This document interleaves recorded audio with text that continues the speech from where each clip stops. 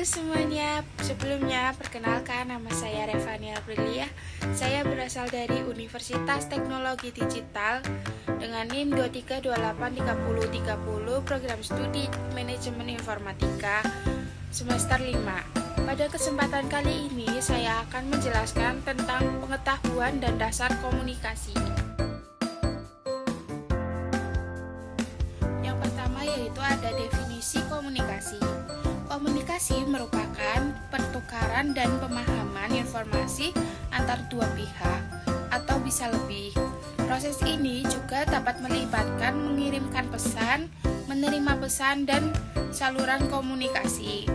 Komunikasi juga dapat terjadi dalam berbagai bentuk, termasuk dalam verbal dengan menggunakan kata-kata dan nonverbal melalui gerakan tubuh, ekspresi wajah, dan bahasa tubuh. Berikut adalah beberapa definisi komunikasi menurut para ahli. Yang pertama, menurut Shannon dan Weaver, komunikasi adalah suatu transfer informasi dari satu titik atau sumber ke titik lainnya atau penerima melalui saluran tertentu dengan bantuan kode atau noise. Selanjutnya, yang kedua yaitu menurut Bernard dan Gary, komunikasi adalah suatu proses penyampaian suatu informasi, gagasan, emosi, keahlian, dan melalui penggunaan simbol-simbol seperti kata-kata atau gambar, serta angka-angka dan bentuk lainnya. Selanjutnya yaitu kita akan membahas tentang proses komunikasi. Proses komunikasi adalah suatu aliran informasi, gagasan, perasaan, atau pesan antar satu atau lebih dari pihak melalui berbagai cara atau saluran dengan tujuan untuk memahami berbagai informasi atau pengaruhi orang lain.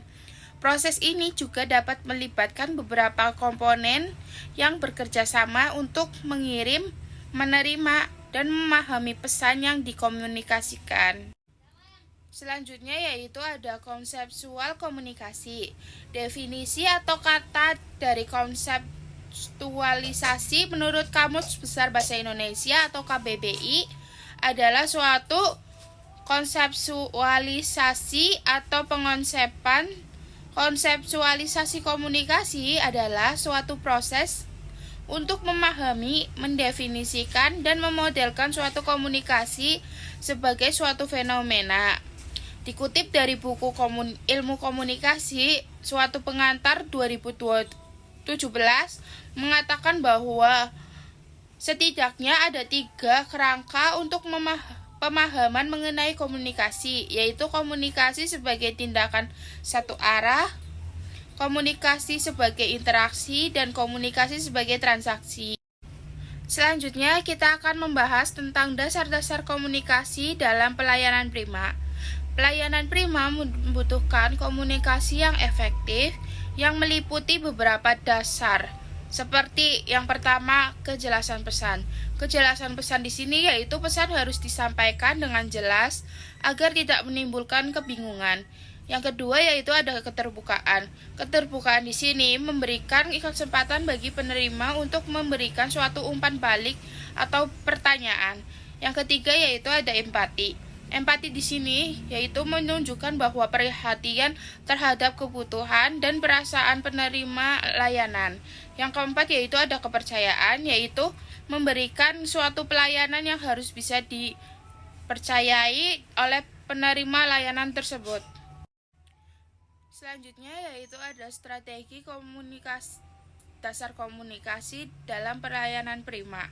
Strategi komunikasi dalam pelayanan prima melibatkan cara-cara untuk memastikan pesan yang disampaikan dengan baik dan diterima dengan efektif. Beberapa strategi yang dapat digunakan antara lain. Yang pertama, pendekatan profesional. Pendekatan profesional di sini yaitu menyesuaikan cara komunikasi dengan karakteristik penerima layanan tersebut. Yang kedua yaitu penggunaan teknologi.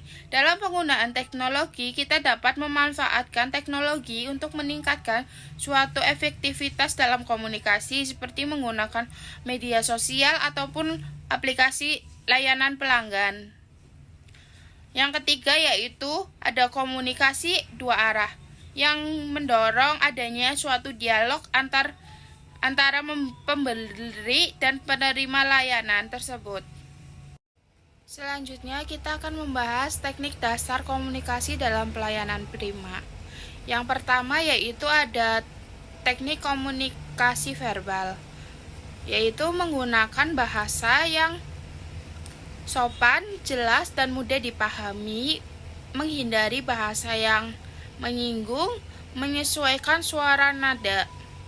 Yang kedua, komunikasi nonverbal, menunjukkan sikap tubuh yang bersahabat, menatap lawan bicara, menggunakan ekspresi wajah yang sesuai. Yang ketiga yaitu ada empati dan kesabaran, yaitu menempatkan diri pada posisi pengulangan untuk memahami perasaan mereka, tetap tenang dan menghadapi keluhan atau pelanggan yang emosional. Yang keempat yaitu keterampilan bertanya, menunjukkan bahwa pertanyaan yang tepat untuk menggali kebutuhan pelanggan dan menghindari pertanyaan yang dapat membuat pelanggan merasa diinterogasi. Selanjutnya yaitu ada kegunaan ilmu komunikasi dalam pelayanan prima. Ilmu komunikasi memiliki peran penting dalam menciptakan pelayanan prima, antara lain yaitu meningkatkan kualitas interaksi, di mana dengan memahami prinsip komunikasi, petugas juga dapat menyampaikan informasi secara efektif dan menciptakan hubungan positif dengan pelanggan. Yang kedua yaitu membantu menangani keluhan pelanggan. Ilmu komunikasi mengajarkan cara mendengarkan, merespon, dan menyelesaikan masalah pelanggan dengan sikap yang profesional dan empati. Yang ketiga yaitu ada membangun citra positif lembaga atau perusahaan, di mana pelayanan yang komunikatif dan ramah dapat menciptakan kesan baik di mata pelanggan yang dapat berpengaruh pada reputasi organisasi. Yang keempat yaitu ada meningkatkan kepuasan dan loyalitas pelanggan, yaitu pelanggan harus merasa dihargai dan dipahami. Dengan melalui komunikasi yang baik, akan lebih puas dan cenderung kembali menggunakan layanan tersebut. Yang kelima yaitu ada mendukung kerjasama tim. Dalam komunikasi yang efektif antara pegawai, memastikan koordinasi yang berjalan dengan lancar sehingga pelayanan tersebut kepada pelanggan menjadi lebih cepat dan efisien. Demikian penjelasan saya mengenai konsep dan pengetahuan tentang komunikasi. Terima kasih.